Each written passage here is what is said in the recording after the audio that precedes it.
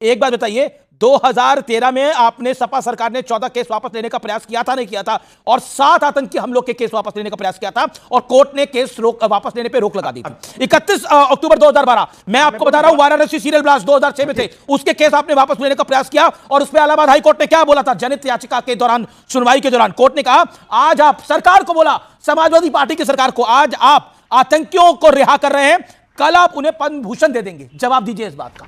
यह कौन सा सामाजिक न्याय था? आतंकियों के केस वापस लेना। 40 सेकंड्स।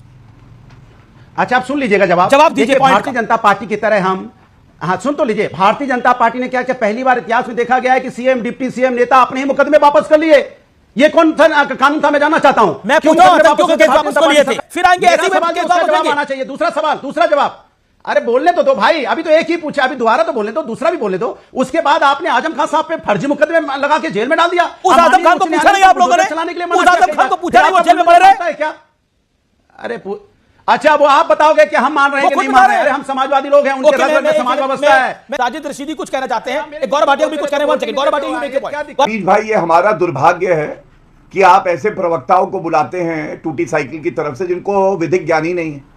अगर फर्जी मुकदमा होता अच्छा, तो ये रद्द कर दिया जाता। आप उच्च न्यायालय जाते, सर्वोच्च न्यायालय जाते हो, रद्द करा लेते। मुझे आता है, इसलिए मुझे ज्ञान दीजिए।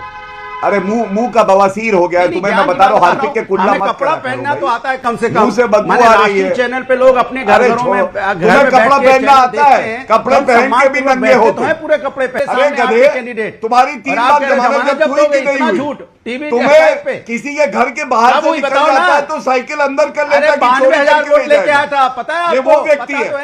ये अगर किसी घर के बाहर से निकल जाता है तो वो व्यक्ति अपनी साइकिल अंदर कर लेता है। साइकिल चोर है ये, साइकिल चोर। बताओ, किस्सा बता देता हूं, चलिए, सारी जनता को पता चलेगा। भागे ना अनुराग भदौरिया। जब इन्होंने कंप्लेंट दी एक बार किसी व्यक्ति के खिलाफ, तो उसमें लिखा डिबेट, तो देखा मैंने, उसमें लिखा था DEBAIT, डिबेट। अब आप सोचिए, ऐसे प्रवक्ता बैठते हैं जिनको डिबेट के स्पेलिंग नहीं आते और चर्चा करते हैं जीएसटी पे, सैटेलाइट लॉन्च पे। अरे ये लोगों से हमारी चर्चा करवाते हो और हमें करनी पड़ती है मजबूरी में। ठीक है, ठीक है, मैं रोहित सबने देखा भैया कि कपड़ा। अरे ठीक है, अरे छोड़िए, अरे डिबेट के स्पेलिंग नहीं हुए सही, कोई बात नहीं, छोड़िए अनुराग। अब इसको क्या जस्टिफाई कर रहे हैं डिबेट के स्पेलिंग को? ये हालत है।